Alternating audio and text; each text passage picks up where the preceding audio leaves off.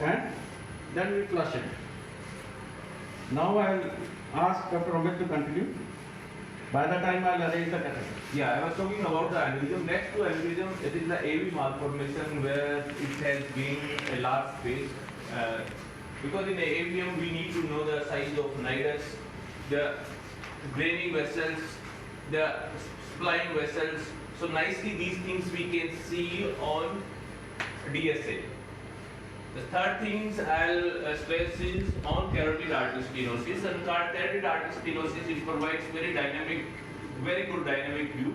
It provides the blood flow, the collaterals, the size of thrombus, same on, and we can see and we can see the collaterals also. So I think along with the CT angiogram, the DSA has gained large space in for carotid artery stenosis also.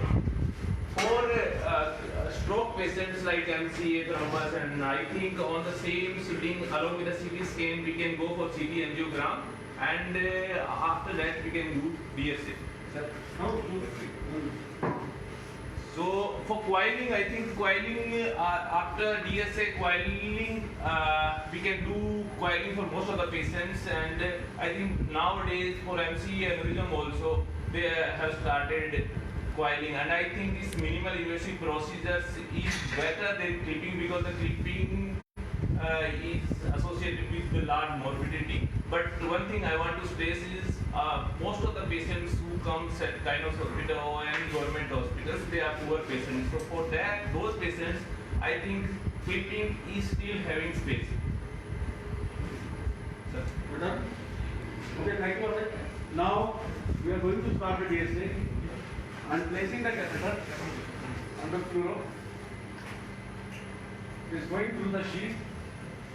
Now I am pushing the thermo wire up and we are following the wire. As you see, it is going into the aorta arch, and we roll the wire, hit the catheter at V,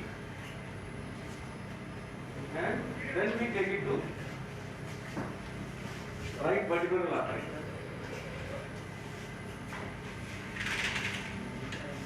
Sir, how to differentiate whether it is going in AC or vertical artery? Take up the wire. Amit, if it is a vertical artery, it will be more towards the foramen or the spinal process. As you see, it is a vertebral. So it will be more towards the spine. If you have a ICA, it will be lateral to that. And then you have a bifurcation which can vary from C3 to C6. So you have to understand that. Now we'll take a vertebral shot. AP. So plain AP. AP. Go it down. One zoom. Cranial angle. Sir. Hip radial. Bore. Bring it down if you can. It's okay. It's done. Now we check the flush, a backflow, and we take an angle. See the vertebral artery and all is okay. We take a lateral.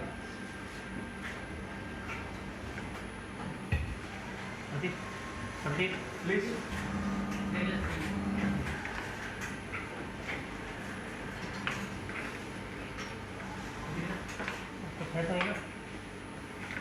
Bring it down. Take the table up. Table up, sir. Table up. Up. Out. Down. That's okay. We generally keep the vertebral at C2 level so that we can see the pica.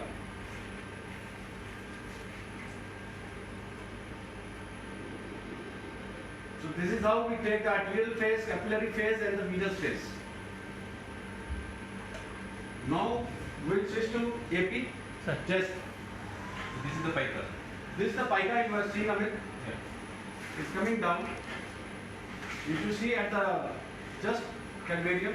You are seeing the Pica is the first vessels which arrive Which after arrive from the vertebral. vertebral artery becomes intradural. And sometimes you see occipital artery arising abnormally from vertebral. Okay. So That that, scenario you have to differentiate. that you will understand the course. On lateral it will be going along the calvarium. Pica will be going inside. And for neurosurgeon, pica aneurysms are easy to clip because it's extradural sometimes. Come Yes, down. yes, sir. It can be extradural. Pica Yeah. can be extradural also in 10 to 15% cases, but in 90% cases, it is the first vessels which arise when vertebral artery becomes intradural. So it is Right, 5 okay. to 10 mm within the foramen magnum belt. Sir, Little light oblique, more. And most of these aneurysms, this pica aneurysms, they are present at the junction of vertebral artery and pica. So they are at the flow because of the high flow at the junction. You get the aneurysm. So they are easy to coil. नहीं sir. Now, this is the roadmap. It is the guide which tells us which vessel to enter. On the left of mine is internal carotid. On the right, it is external carotid. Now I am entering into internal carotid. Please don't try without wire because we have done now enough, so we are okay. But always try with the wire. AP, roadmap of Sir, So roadmap is nothing but it just give a still image AP, of contrast of particular vessel. sir plane again. down. Cranial angle. That's okay. I pass off. Okay. This is how the right internal carotid artery run. Make it slow. So now you can identify that internal carotid artery is more lateralized. It's away from the spinous process. And you see, this is all internal carotid artery. Then it is bifurcating into the MCA with M1 and 2 branches. On the left, right, it is on the ACA, A2 branches. Now we take a lateral.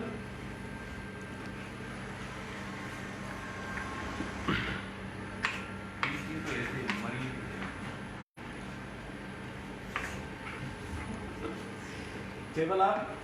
Sir, Make it 90 degree. Yes. Table down. Slide down. sir next one the moment. Now we take this lateral view. You can see all the MCA silvic branches, vessels, veins, the straight sinus, transverse sinus and all. Now bring it to the neck. Please down, that's okay. Now we'll try to hook the external carotid. You can see the movement of this. Now this is the lingual and this is internal maxillary. Slow. Now I am taking a external carotid artery down. You can see occipital, ST and middle laryngeal artery. So you have to complete 6 vessel DSA before you state it is normal or abnormal. Chest AP please.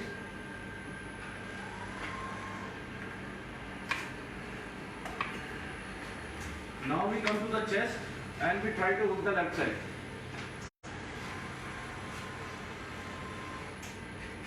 Now I am to left common carotid, left oblique please.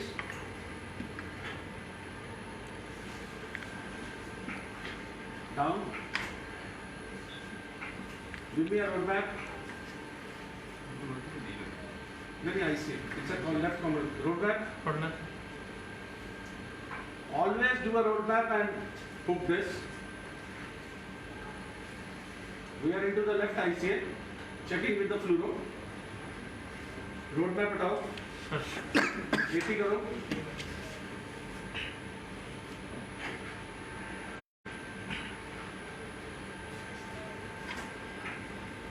Give cranial angle. I pass out. That's okay. See, this patient has undergone decompressive craniotomy. So that's why the brain is bulged. Amit has done this decompressive craniotomy. Amit will tell you briefly about this case. Oh yeah, this is the same case. Lateral. This is the same case I was discussing. This 14-year-old child who came with a history of trauma. He was admitted at